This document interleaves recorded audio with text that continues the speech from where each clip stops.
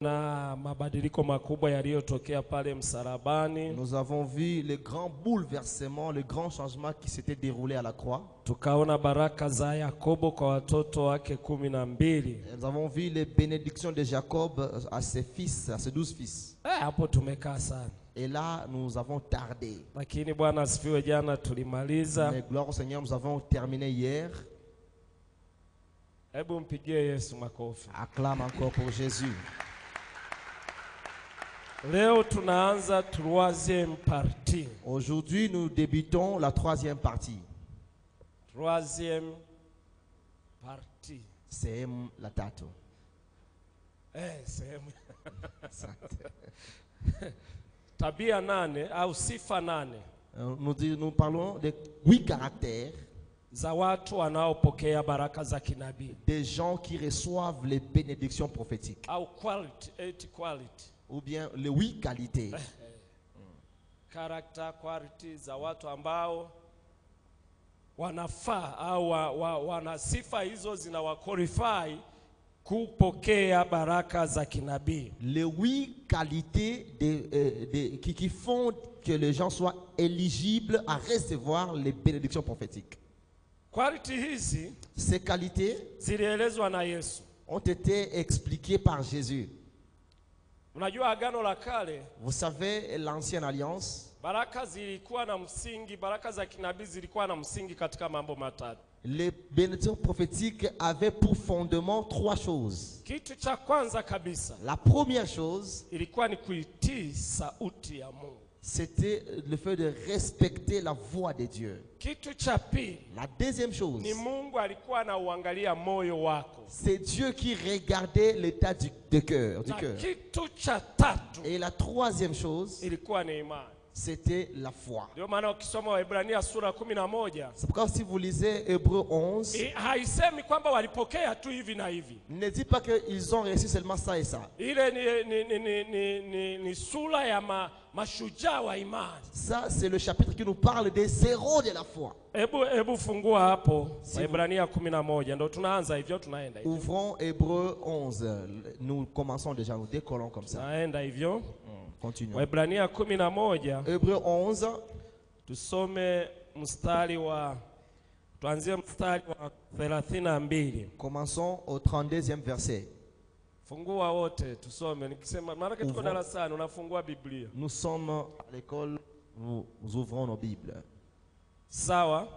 Wote umeshafungua? Vous êtes déjà? Umeshafungua watumishi wa Mungu? Vous avez ouvert serviteur de Dieu. Waebrania sura 11 unaandika lakini unafungua Biblia. Hébreux 11, tu écris tout en ouvrant la Bible. Umeshafungua wote? Nous avons tous ouvert. Nami tusome. Wakati nasoma kwa sauti na wewe unasoma kwa Kifaransa chako. Inclinons-nous et lisons ensemble. Biblia inasema, nami niseme nini tena? Maana wakati usingenitosha kuleta habari za Gideoni na Baraka na Samsoni na Yefta na Daudi na Samueli na za manabii ambao kwa imani, sikia 33 sasa. Écoute 33 maintenant. Ambao kwa imani walishinda milki za wafalme, walitenda haki, walipata ahadi. Kwa nini? Pourquoi? Kwa imani. À travers la foi. Walifunga vinywa vya simba. Kina nani walifunga vinywa vya simba? Qui ont fermé les. Dada simama ujibu. Wewe mwenyewe uliyejibu. Naona umejibu. Kina nani walifunga vinywa vya simba? Qui ont fermé les gueules des lions? Daniel. Daniel na nani? Samson. Daniel, unasoma uko vizuri. Na ungeenda Shadraka, Meshaki, Abednego. Kumbe hakuna namna nyingine. Il y a pas d'autre moyen. Daniel alifunga kinywa cha simba kwa njia ya nini? Par quelle voie? Kwa njia ya nini? Au moyen de. Kwa njia ya nini? Au moyen de. Ya imani. La foi. Écoutez, the same faith you have. La foi que tu as. Ndio ile waliokuwa nayo. C'est celle qu'ils avaient. Kwa sababu hakuna miungu watatu. Il n'y avait pas trois. Mungu yule waliyemwamini. Le seul Dieu qu'ils ont. Ndio yule unayemwamini. C'est celui en qui tu cries. Kwa imani ile waliokuwa nayo. Alors la même foi qu'ils avaient. Iliyofunga vinywa vya simba. Qui a fermé les gueules des lions. Imani ile. La même foi. Ambayo nayo. Tu l'as aussi. Imani ile iliyowapa ahadi. La foi qu'il leur avait donné de promesses. Imani ile ulio nayo. C'est la même foi que tu as. Bwana asifiwe sana. Amen. Anaeleza anasema walizima nguvu za moto. Ils ont vaincu la force du feu. Kina nani walizima nguvu za moto? Meshach, Shadrach, Oho, mjipigie makofi. acclamez-les très fort. Oh, ni uji wa mtoto huo. Ça c'est Yani inaendelea. Mahali pengine anasema wanawake wakapata waume zao. quelque part encore on dit les femmes ont reçu leur mari Kwa imani. par la foi. Hizo ndizo zilikuwa nguzo tatu katika agano lake. Ndio zilikuwa quality. C'était ça les trois qualités. Sifa. Les trois qualités. Ambazo ili mtu asipate ahadi.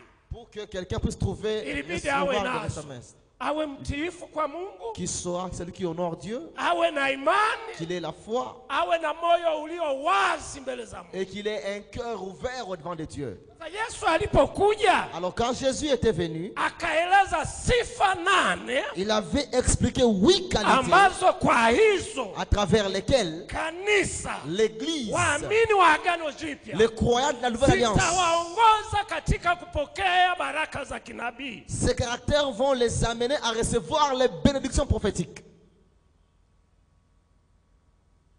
Mathayo sura ya 5. Matthieu chapitre 5. Fungua Mathayo sura ya 5. Ouvre ta Bible dans Matthieu chapitre 5. Ali wa kwanza na kuendelea mpaka wa 10. Le verset 1er jusqu'au verset 10. Hapo ndo tunaona hizo sifa 8. C'est là que nous retrouvons les 8 béatitudes ou les sifa 8 les 8 ambazo qualités mtu ajipime mwenyewe. Que tout celui qui kweli nina qualify kupokea baraka za kinabii? Pour se dire, est-ce que je suis qualifié pour recevoir les bénédictions prophétiques?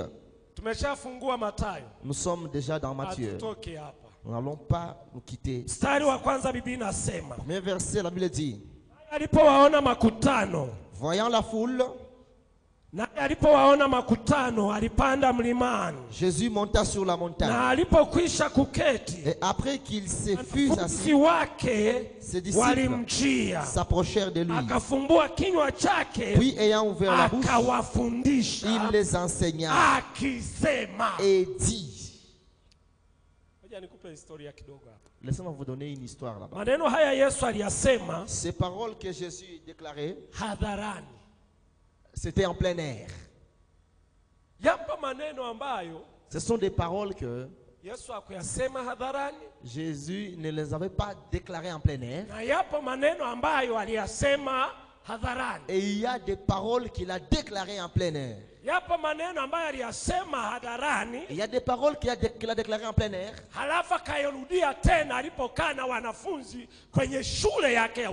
Et les répéta encore lorsqu'il s'était assis dans son école ministérielle avec les disciples.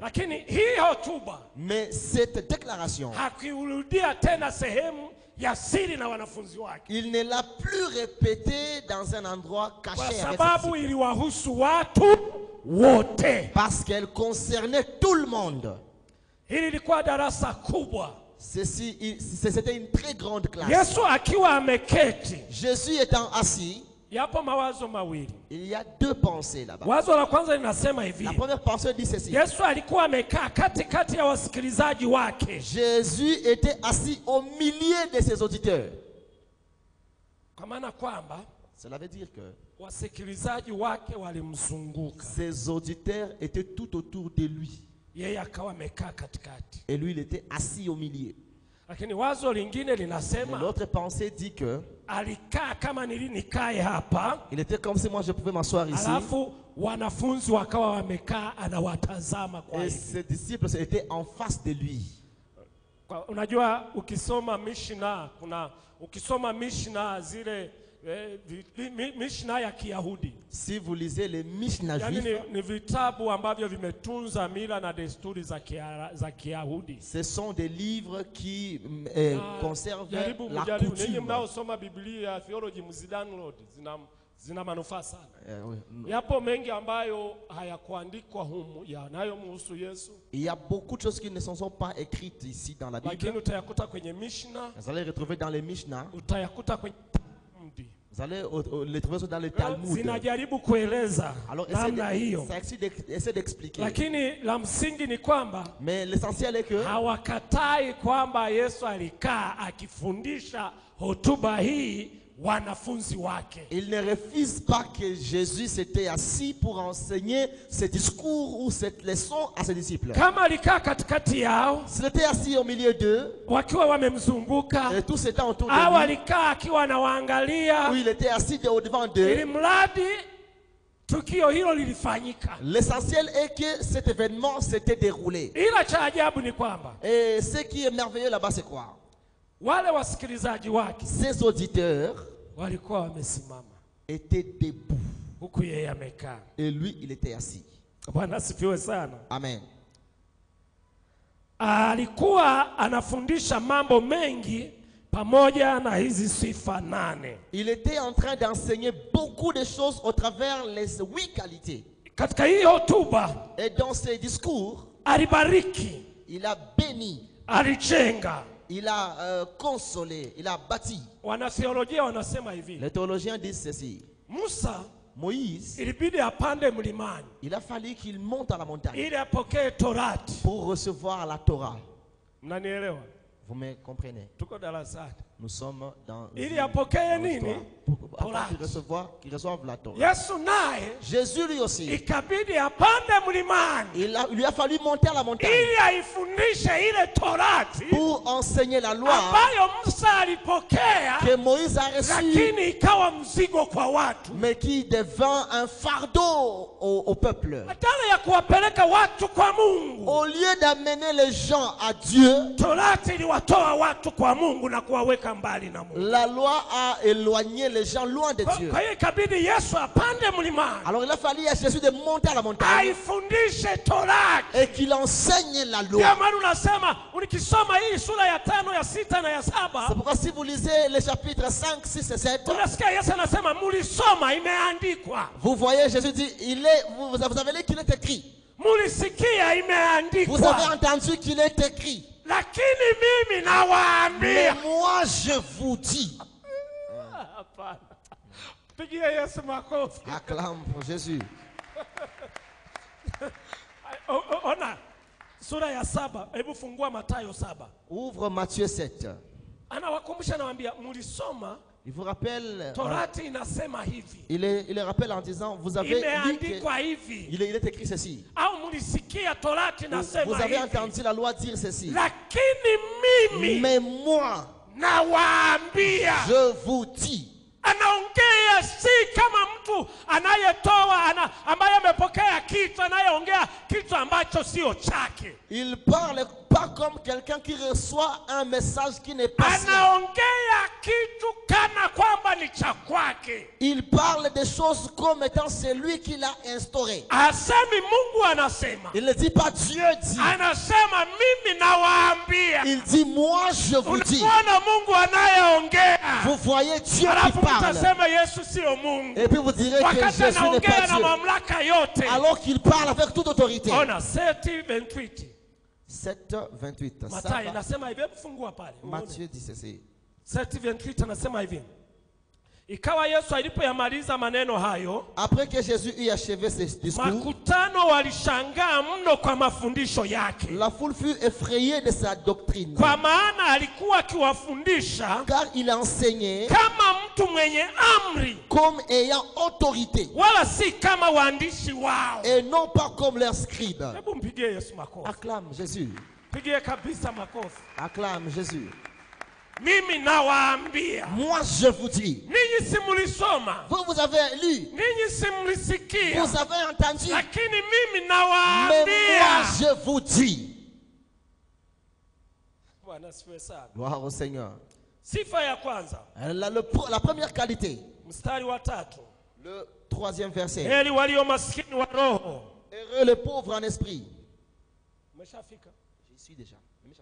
Heri walio maskini wa roho. Heureux les pauvres en esprit. Maana ufalme wa mbinguni ni wao. Car le royaume des cieux est à eux. Bwana asifiwe sana. Gloire au Seigneur.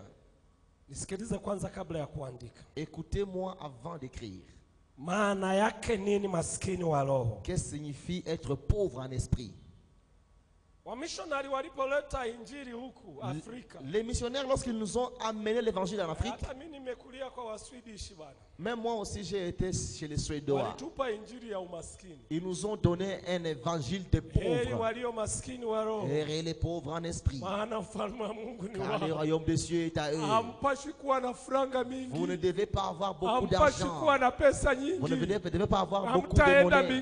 Vous n'irez pas au ciel. Vous savez, il y a d'autres évangiles de pauvres pour que nous dépendons d'eux. Et à la fin de l'année,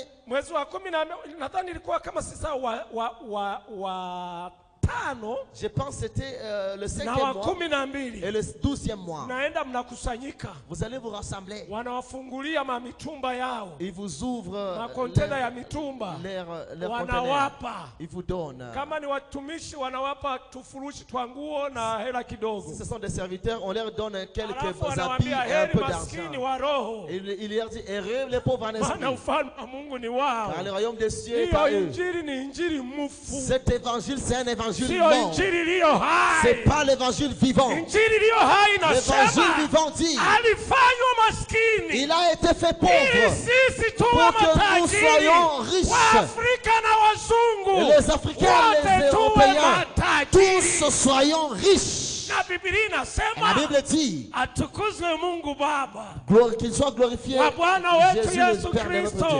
Le Père de notre Seigneur Jésus-Christ, qui nous a bénis tous de toutes les bénédictions, pas seulement les blancs, pas seulement l'arabe, pas seulement l'africain. Nous sommes tous bénis à la même dimension, la croix de Jésus. Car il n'y a pas deux croix. Il n'y a qu'une seule. Une seule.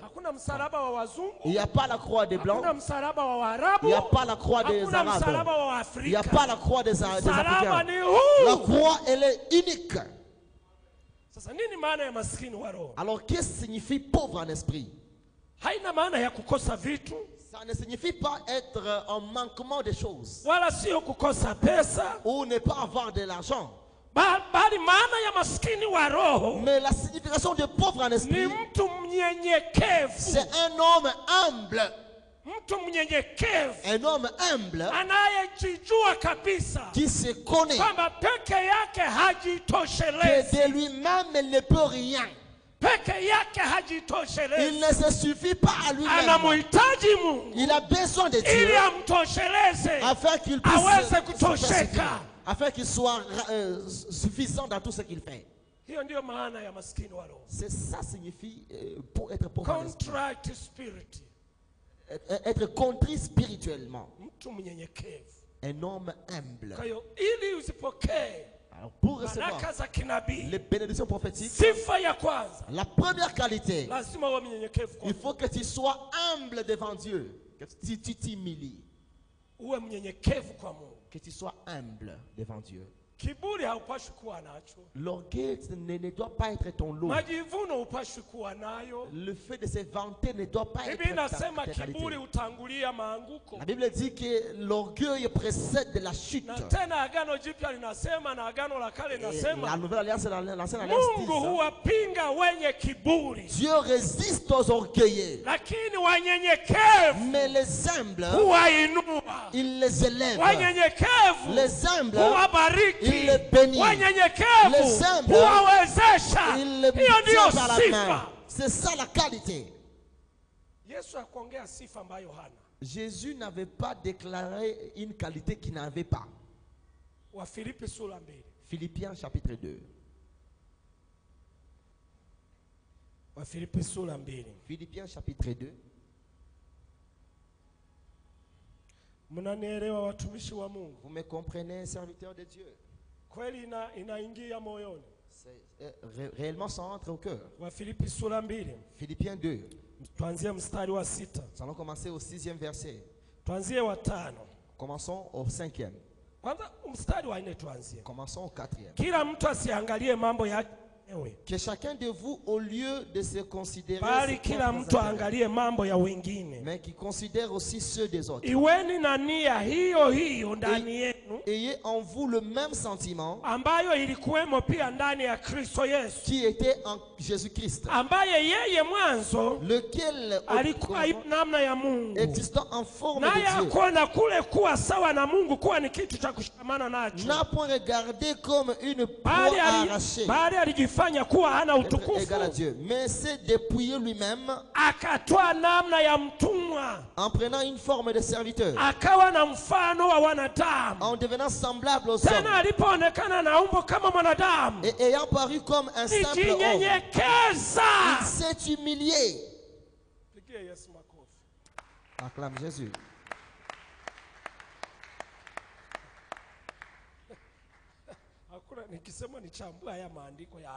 Si je me dis d'expliciter c'est verset de 4 jusqu'à 11. Nous pouvons écrire un livre. Nous voyons le cœur de Jésus, le cœur de l'humilité. Et la Bible dit que nous ayons les mêmes qualités qu'avait Jésus, que nous soyons animés du même sentiment. Le résultat de l'humilité de Jésus.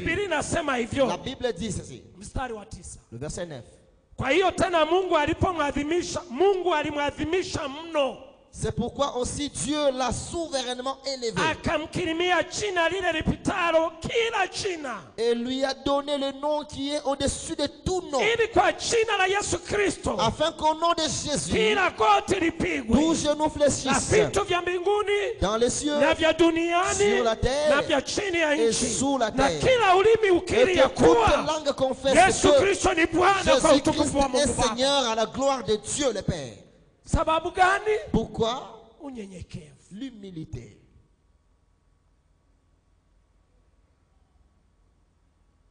Alléluia. Amen. Paul dit, Dieu résiste aux orgueilleux, mais il fait grâce les humbles aux humbles. Quelque part encore il dit, humiliez-vous sous la main puissante de Dieu, afin qu'il vous élève, afin qu'il vous élève au moment opportun. Il n'y a pas moyen d'éviter cette qualité. Je répète, il n'y a pas moyen d'éviter cette qualité. Ce sont les gens qui espèrent en Dieu, au lieu d'espérer en leur capacité. Ce sont des gens qui ne se comptent pas justes. Alléluia. Amen. Acclame Jésus.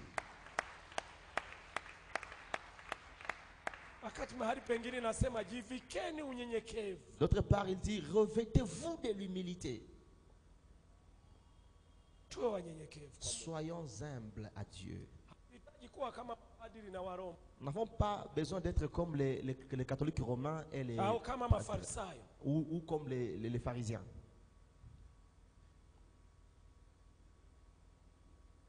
Amen. Amen. Nous n'avons pas besoin d'être ainsi. Reste tel que Dieu t'a créé. Acclame Jésus. Reste tel que Dieu a. Reste tel que Dieu t'a créé. Si toi tu es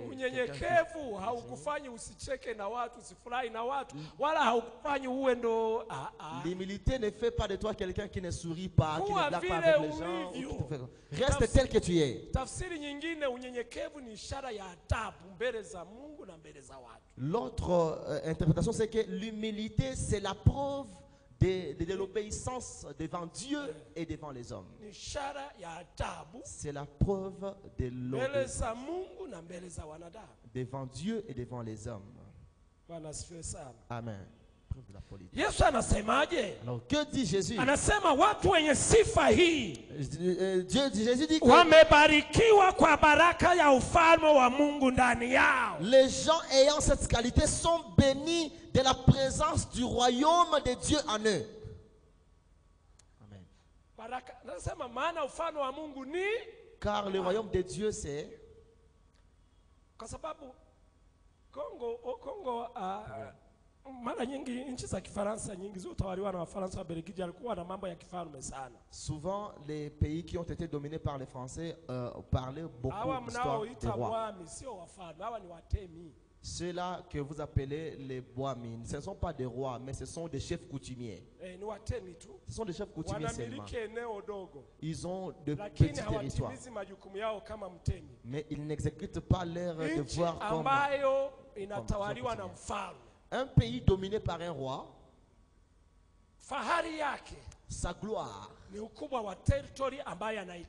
c'est la grandeur du territoire dominé par ses rois. Et c'est du devoir du roi de chercher là où son peuple, ses sujets seront en train de prendre soin. C'est du devoir du roi de construire un hôpital. C'est du devoir du roi de se payer les médecins. C'est dans les prérogatives du roi de construire des routes, de construire des écoles, de construire toutes choses afin que son peuple vive pieusement. J'aimerais que nous comprenions la conception du fait que car le royaume des cieux est en eux. Si Dieu est ton roi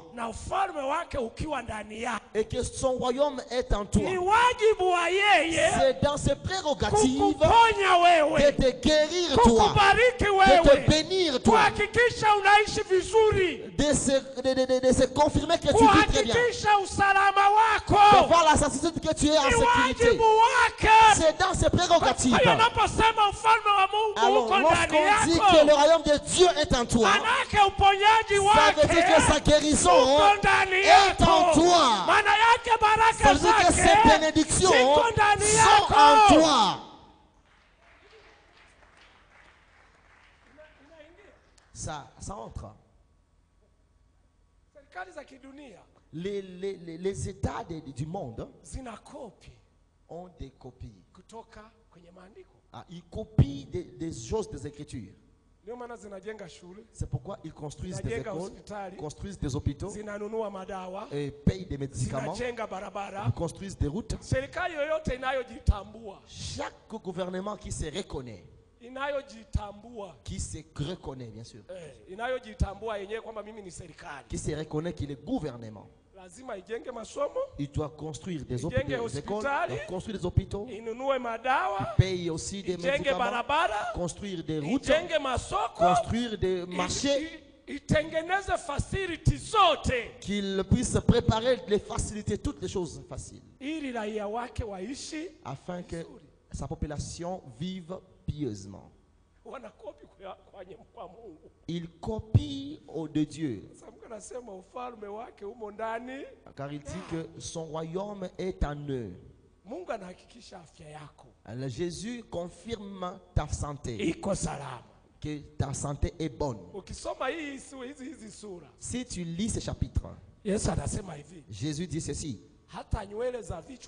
même le nombre de vos cheveux. Toi tu connais le nombre, de tes cheveux.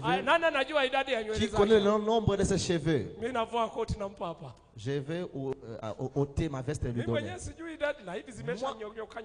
Moi-même, je ne sais même pas le nombre de mes cheveux. Et comme la calvitie est en train de... Et Jésus dit, même le nombre de mes cheveux, il connaît ce nombre-là. Car lui c'est un roi. Et toi tu es dans son royaume. Quelque part encore Jésus dit, ne craignez pas celui qui peut tuer le corps, mais ne peut pas toucher vos esprits. Craignez celui qui peut tuer le corps et l'esprit. Ça veut dire quoi? Si moi je ne peux pas, si moi je ne te tue pas, personne ne peut te tuer. Pourquoi? Parce que tu es dans le royaume. Et la Bible dit, Psalm 119, dit ta parole est une voie par laquelle je marche. Quand je marche sur la route construite par Dieu, même si je piétinais le serpent, je piétinais le scorpion, je piétinais toutes les forces maléfiques, rien ne va me nuire parce que je suis sur le chemin de Dieu. Amen. Dis à ton voisin, demeure sur la route de Dieu. Demeure sur le chemin de Dieu. Tu ne seras jamais touché. Personne ne peut t'ensorceler. Laisse-moi vous donner un témoignage. Les années passées, en 2014, j'ai ouvert un service. J'ai ouvert un service aux mosquées, à la mosquée. J'ai fait le service de des agents. Les agents des réseaux et des banques. Alors j'avais payé une chambre à la mosquée. Et un jour, me posait la question. Toi, comment as-tu trouvé cette place ici? Je leur ai dit ceci. Il n'y a pas de place où le diable est et où Jésus n'est pas. Écoutez cette vérité. Il n'y a pas là où le diable est et Jésus n'est pas là. Mais là où Jésus est, le diable n'est pas là. Acclame Jésus. Alors un jour j'étais seul. Ce n'était pas le jour des cultes. Alors vers 13h, je pense que c'était juste dans 5 minutes. J'avais été emporté par un petit sommeil. Quand je me suis réveillé, j'ai vu une femme assise devant moi. Elle était habillée en habit noir, assise tout près de moi. Elle est venue d'où? Comment tu es arrivé? Et tu ne pouvais même pas voir ses yeux. Alors il me dit ceci. Tous les clients qui viennent ici, c'est moi qui les amène. Alors je demande de l'argent. Je lui dis, tu y as terminé?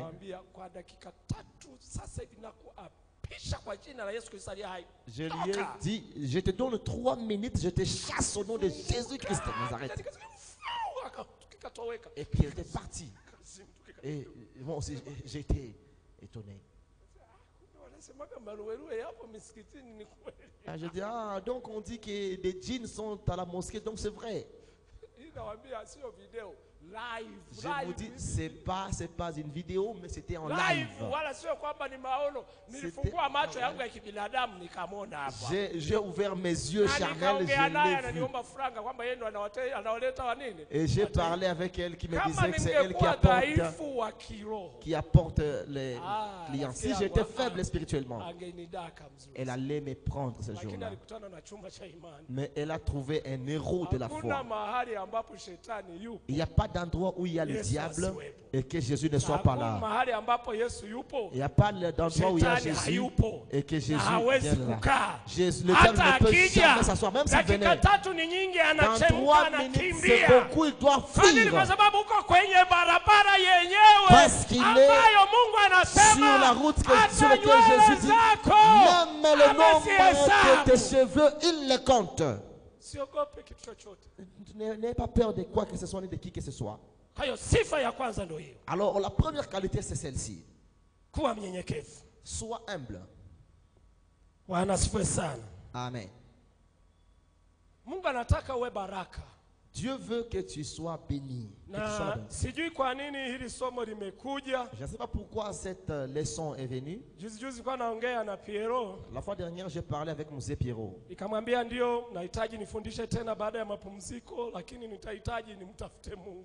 Je lui ai dit, j'aimerais encore prêcher après mon repos, mais j'aurais besoin de chercher encore Dieu. Je lui ai dit, j'ai su que je serai ici en avril vers la Pâque. Alors j'ai cherché Dieu.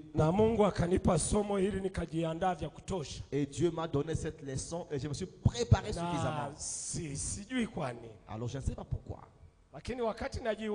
Mais quand je me posais cette question, la semaine passée c'était le vendredi, Dieu m'a donné la réponse. Il m'a dit que c'est parce que les combats sont finis, il faut que mon peuple soit béni. Ces moments-là d'entrer ici alors que tu n'as pas de certitude par rapport au Dieu qui est ici sont révolus. Chaque après une guerre, vient quoi? Ça vient quoi?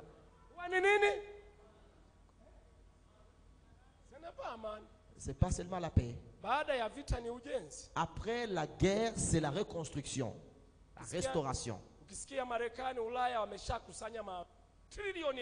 Si vous écoutez en Amérique, en Europe, ils ont déjà rassemblé des milliards afin de reconstruire l'Ukraine après la guerre. C'est chez nous en Afrique qu'on détruise sans pour autant rebâtir. Mais attendez voir l'Ukraine après 10 ans, vous allez l'oublier. Et même Dieu après la guerre, il veut te rebâtir. Amen. Amen. Il veut te rebâtir. Qu'il rebâtisse ton travail qui a été détruit. Qu'il rebâtisse ta foi qui a été détruite. Qu'il rebâtisse ton ministère. Qui te donne une nouvelle espérance. C'est ça le sens de cette leçon. Dieu veut te rebâtir. Hallelujah. Amen. Ce sont des hommes humbles qui sont recherchés dans les mondes. Dieu recherche, Dieu les recherche. Et même les grandes entreprises que vous voyez ne recherchent pas les hommes orgueilleux, les hommes qui se vantent, les hommes humbles. Amen. Alors cette qualité, Jésus l'a deuxième qualité. Sifa ya pili. La deuxième qualité. Mstari ule wa nishama Mathayo kweli hapa. Muniwie radhi kidogo, ngoja nishaenda kwingine. Excusez-moi, j'étais déjà d'un autre côté. Anasema mstari wa 4. Le verset 4. Heri wenye huzuni. Heureux les affligés. Maana hao watafarijika. Car ils seront consolés. Some tena kwa Kifaransa. Heureux les affligés. Car ils seront consolés. Maana yake nini? Ça veut dire quoi?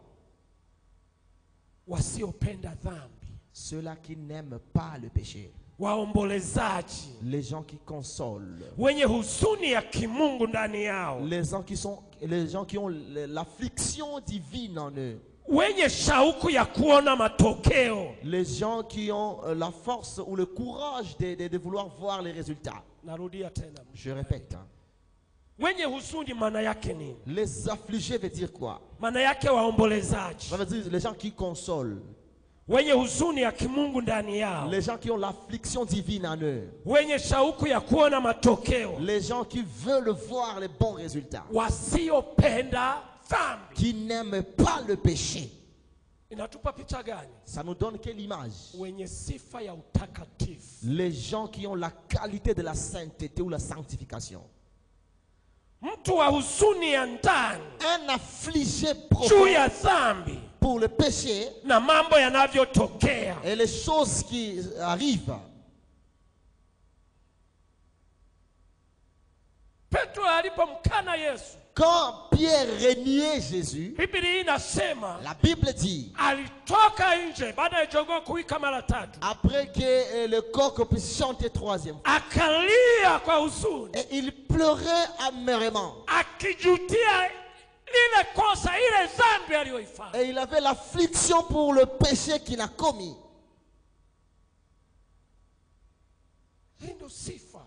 Cette qualité, la vie de la sanctification, les gens qui craignent le péché et qui sont affligés et qui aussi consolent beaucoup pour le péché. J'ai dit ceci. Je ne sais pas, nous ne devons pas être dans la joie quand quelqu'un pêche. Nous devons pleurer car Dieu a perdu. C'est ça la qualité qui est requise. Quand David avait commis l'impudicité avec Bathsheba, il était affligé.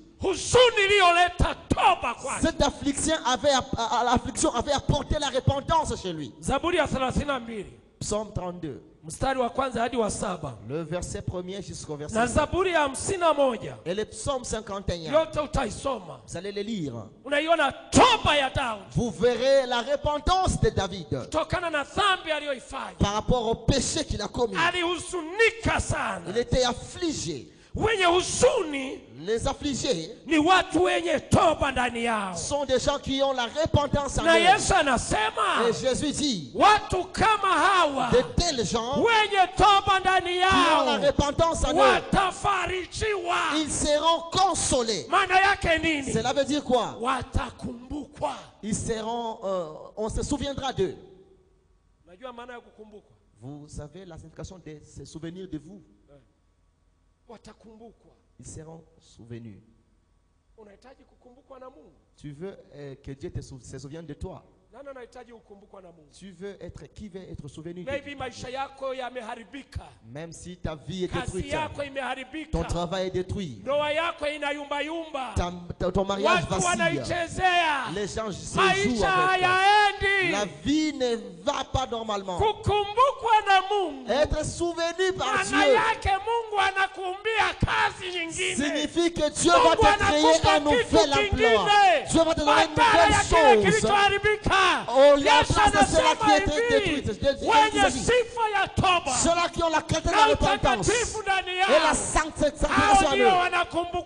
Ce sont eux qui se sont souvenus, à qui Dieu se souvient. Et la Bible dit ceci. Les saints qui sont sur la terre, ce sont ceux-là qui font la joie de Dieu. Et Dieu se souvient d'eux. Si Dieu se souvient de toi, les choses iront bien. Les choses deviendront bien. Même si l'année passée, les choses n'ont pas bien marché. Si Dieu te souvient, les choses vont bien marcher. Et c'est ma prière que Dieu se souvienne de toi. Qu'il se souvienne de ton mariage. Qu'il se souvienne de ton travail. Qu'il se souvienne de ta santé. Qu'il se souvienne de tes projets. Qu'il se souvienne de tes études. Si l'année passée tu as manqué d'emploi, que Dieu se souvienne de toi et qu'il te donne un emploi au nom de Jésus-Christ. Si l'année passée tu as reçu de mauvaises choses à cause de la Covid, cette année que Dieu se souvient de toi.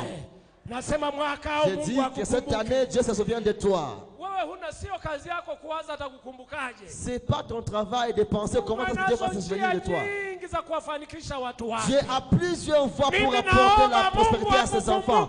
Je prie que Dieu se souvienne de toi cette année. Ah, ça vient très bien. Ça vient très bien. Qui veut m'écouter? Ça vient très bien. Amen. Écoute. Les enfants d'Israël étaient restés en Égypte. 430 ans d'esclavage sans paiement. C'est vrai, vous lisez cela.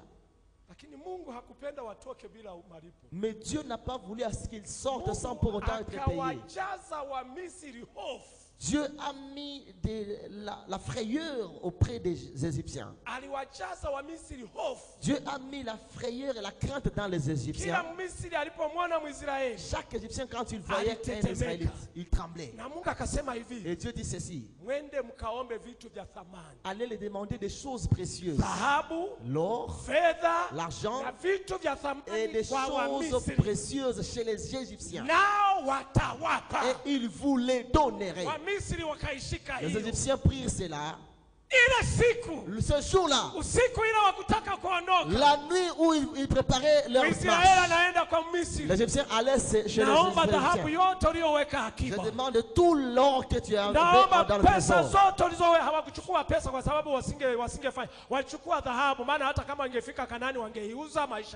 Ils n'ont pas demandé la monnaie, mais ils ont demandé l'argent. Ils ont pris des choses de valeur, l'or et l'argent. Vous savez pourquoi? Pour que cela soit la rémunération de l'esclavage de 430 ans sans pour autant être payé. Amen. Que Dieu se souvienne de toi. Les années de malheur, que Dieu te souvienne de toi. Le diable t'a employé, t'a utilisé beaucoup d'années sans te payer. Il y a ceux-là qui ont été employés au travers l'alcool, au travers l'impudicité, les autres pour le vol, les autres par des brigands. Et il n'y avait pas de salaire qui leur faisait donner. Cette année, que Dieu se souvienne de vous et qu'il vous rémunère au nom de Jésus. La troisième qualité. Je suis bien suivi. Vous m'avez compris. Vous me comprenez, peuple de Dieu. La troisième qualité. Le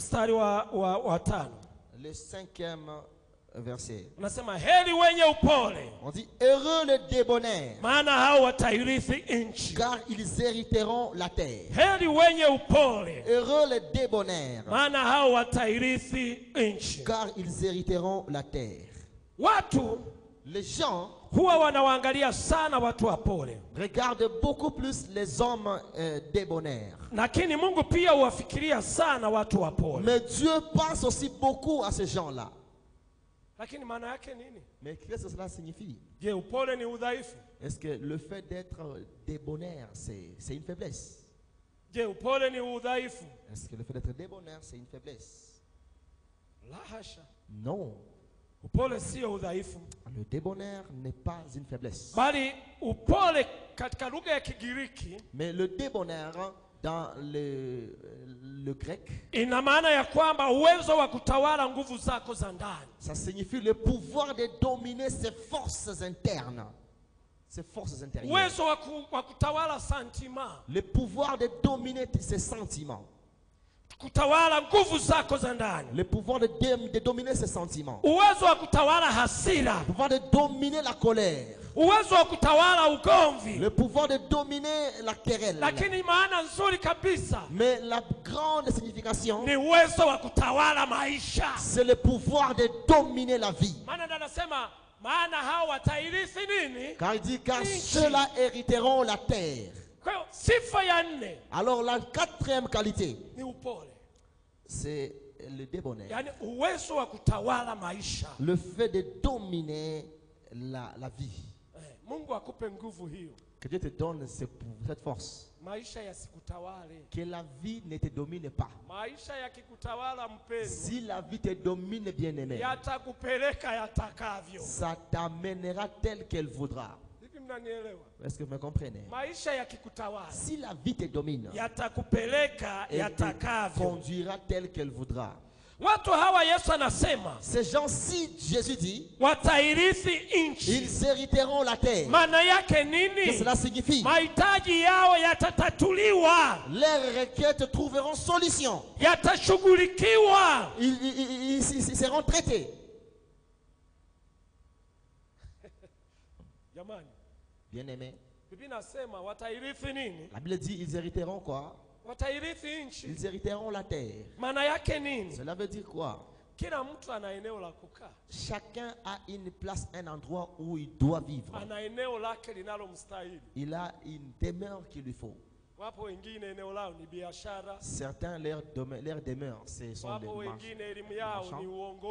Les autres, leur partie, c'est la dirigeance. Les autres, leur terre, c'est l'agronomie. Mais moi, je cultive beaucoup. J'ai plus de 10 ans. Je ne sais pas le prix de maïs ni du riz. Mais les grands riches tanzaniens, par exemple là où j'ai plus de 10 amis, de grands riches. Et ce sont des agriculteurs du riz. Le riz seulement. Les autres c'est le maïs seulement. Les autres ce sont des patates douces. Mais ce sont des grands riches. Chacun a sa terre où il doit vivre. Ne cherchons pas à être tous dans des bureaux. Un jour, je parlais avec les gens de Lubumbashi. Je leur disais comme auparavant.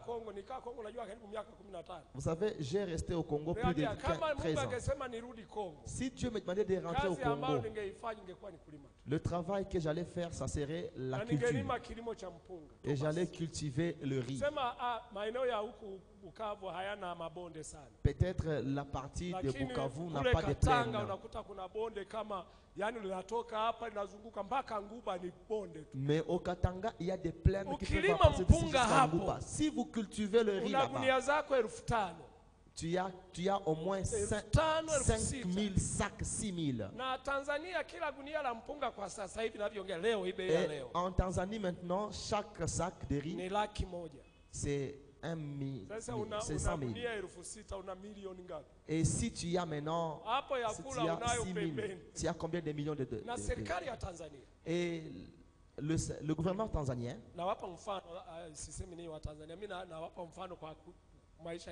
je vous donne un exemple de ma vie quotidienne. Le gouvernement tanzanien donne de l'argent aux agriculteurs. Si tu donnes 100 millions, même si tu as cultivé, et même si le marché avait 5 ans, tu n'apporteras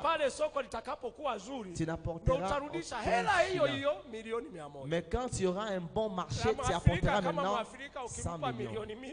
Et si tu donnes à un Africain 100 millions, il te dit le marché n'est pas bon. Et quand lui il te donne 100 millions, donc il a déjà fait 1000 millions ou 1 milliard. Et les gens les agriculteurs qui produisent beaucoup en Tanzanie, les banques, le gouvernement viennent emprunter chez eux. Et les banques viennent emprunter chez eux. Et tu leur rembourses cet argent après avoir vendu tes récoltes avec intérêt. Pourquoi je dis cela?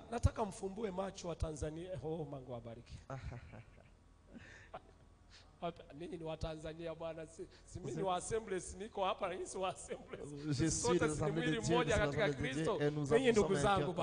Alors soyez aussi. Ne regardez pas seulement dans une direction.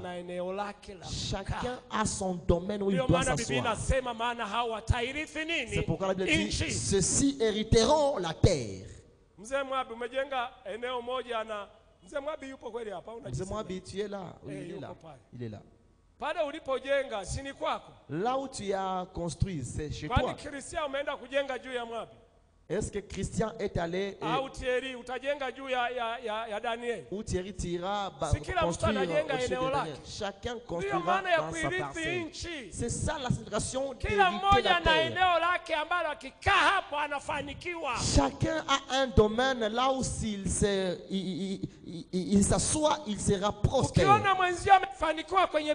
Si tu vois ton frère prospérer dans les commerces, et toi aussi, si tu te dis, je vais aussi mettre là-bas 50 millions, tu vas échouer parce que lui, là, c'est ça son territoire.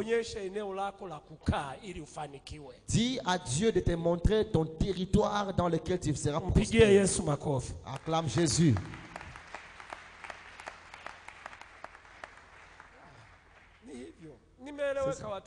Je suis compris.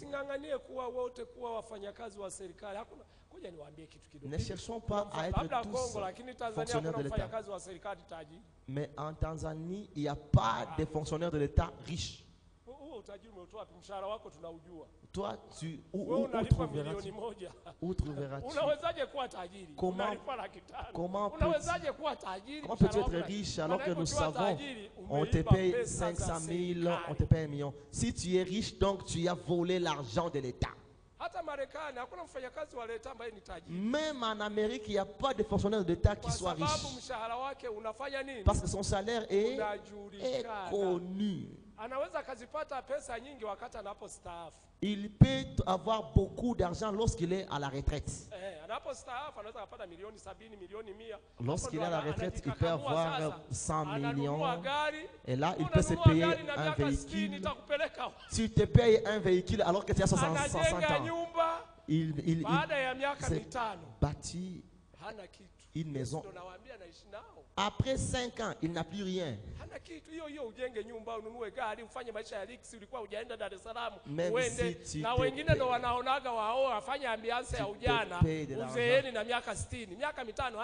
et les autres cherchent même à prendre d'autres femmes qu'ils fassent de l'aventure alors que lui, il a déjà 60 ans. Alors, après 5 ans, il n'a plus rien. Il n'a plus rien.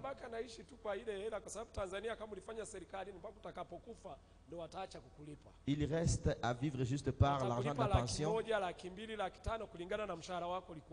Parce que chez nous, si tu as servi dans l'État, le jour de ta mort, on se sera. Il n'y a pas de fonctionnaire de l'État qui soit riche. Alors que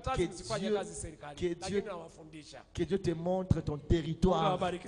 Je ne dis pas qu'il ne faut pas travailler pour l'État, mais je vous enseigne. Amen. Si tu m'as compris, acclame Jésus.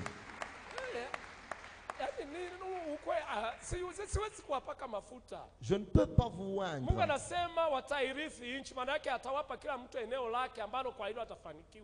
Dieu dit ils hériteront la terre. Cela veut dire qu'il vous donnera à chacun son territoire là où il sera prospère. Alors prie que Dieu te montre ton territoire.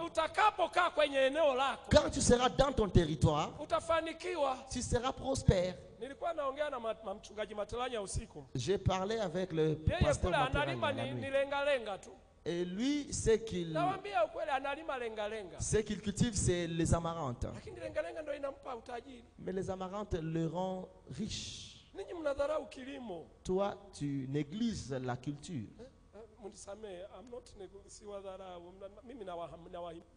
Je ne vous néglige pas, mais je vous... Ni huzuni sana. Ninyi mlileta unga kule kwa bishop. Umeandikwa Rwanda, kaambia mnanunua unga Rwanda. Nchi kubwa kama Kongo. Vous avez apporté de la farine chez le bishop. Hata kibirita, jiti moja ya kibirita ingii kwa Kongo, inawezekanaje? Comment est-ce possible vous allez payer de la farine au Rwanda? Un grand pays comme celui-ci. Qui a une terre qui n'a pas besoin même d'engrais. Achetez des hectares et cultivez. Vous serez des riches plus qu'eux. C'est comme ça. J'enseigne. Je fais mauvais. Je fais mal. Je vous enseigne. Ici, vous mangez la farine de manioc et la farine de maïs. Paye-toi un champ.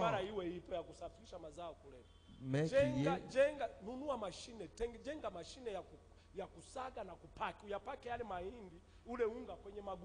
construis-toi un sac ici. Un sac ici, c'est payé à combien? Dollars nyingi. Environ $12. Toi, tu as une machine. Tu payes et tu cultives dans ton champ. Ou tu cultives les récoltes. Tu te payes.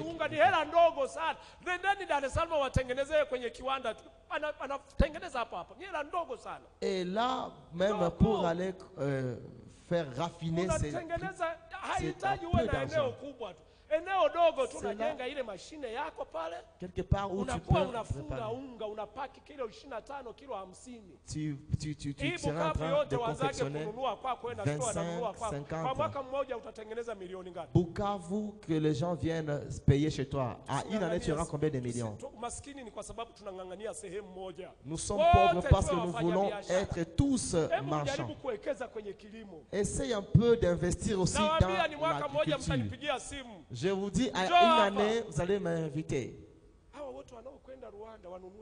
Tous ceux-là qui vont au Rwanda, qui commencent à payer chez vous, c'est de l'argent.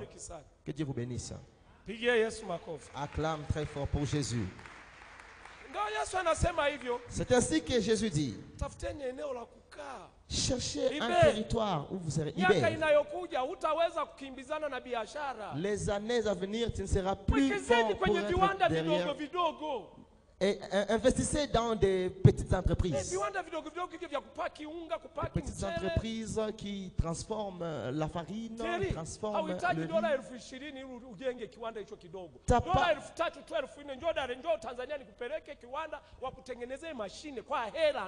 T'as pas besoin d'avoir $20 pour faire cette société.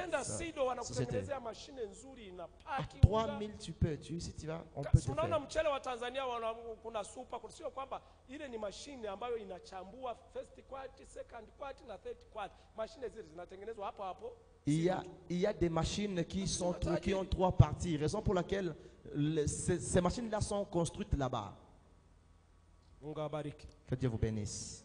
Namba 4. 4e. Wenye njaa na kiu ya haki.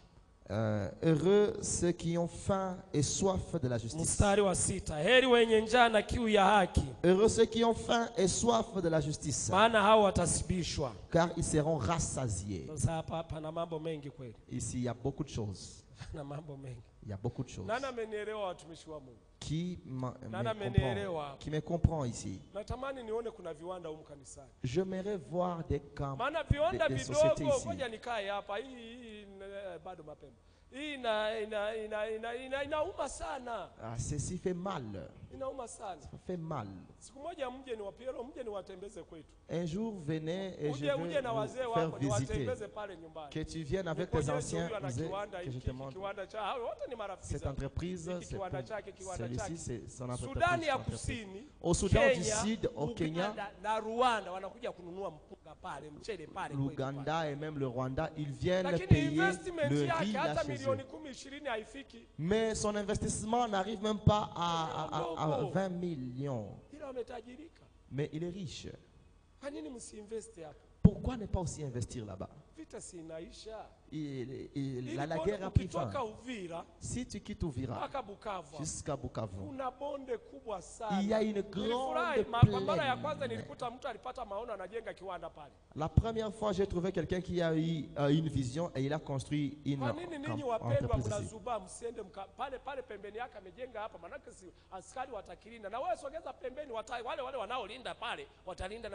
Pourquoi vous aussi vous n'allez pas aussi? Prends un domaine, cultive là-bas le riz et tu seras en train d'apporter les résultats ici. Je me suis senti de parler sur ça. C'est pas la volonté de Dieu que quelqu'un meure pauvre. La Bible dit que c'est que Jésus nous a déjà libérés. Quand nous vivons encore avec, le langage biblique dit que Acte 10, 38. Donc la maladie, ce sont des résultats du diable. La pauvreté, c'est l'effet d'être dominé par le diable. La même manière dont tu ne veux pas que quelqu'un puisse dominer sur toi. N'accepte pas que le diable domine sur toi à la même dimension que tu ne veux pas que quelqu'un d'autre domine sur toi. Use de l'intelligence que Dieu t'a donnée. Use de la force que Dieu t'a donnée. Et use des dons spirituels que Dieu t'a donnés. Et use des talents pour que à n'importe quelle fois tu puisses combattre la pauvreté dans ta famille, dans ta vie. Que Dieu te permette de trouver ton territoire où tu vas t'asseoir et que tu vas prospérer au nom de Jésus. C'est ça. Nous avons besoin des riches à l'église. Et c'est notre prière que Dieu vous bénisse et qu'il vous élève. Il y a beaucoup de choses à faire. Essaye de penser de t'autosuffire toi-même. Ceux-là qui ont la faim et la soif de la justice. Ceux-là qui ont faim et soif de la justice. Soyons debout. Le temps est passé. Je vais continuer demain. Nous allons clôturer. Je l'ai déjà bien préparé. Je l'ai déjà bien préparé.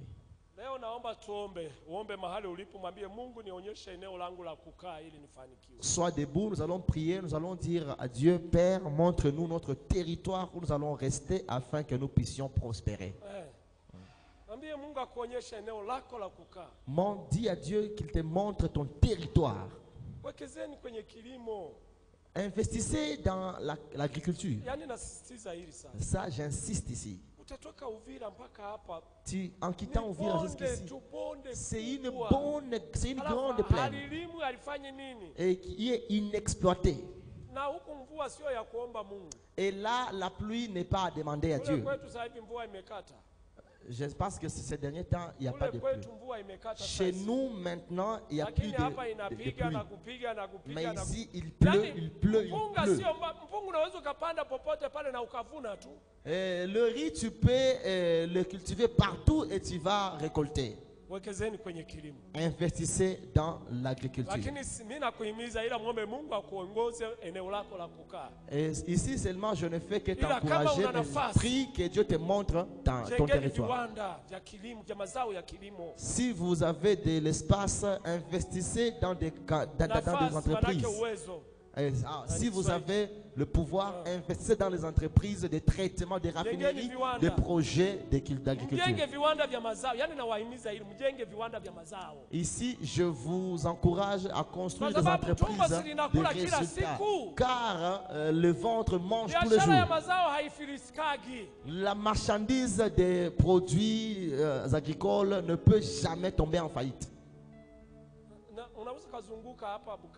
Tu peux marcher ici à Bukavu. Il y a beaucoup plus de marchandises.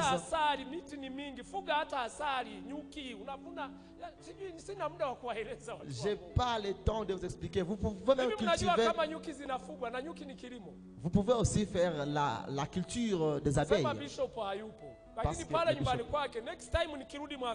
Mais là, prochainement, quand je viendrai avec 2 d'abeilles.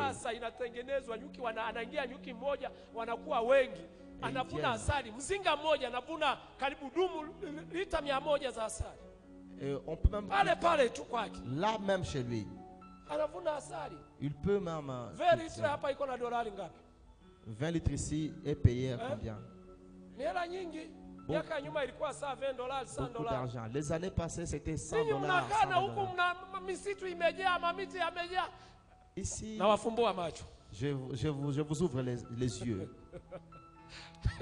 E Bwana uniinue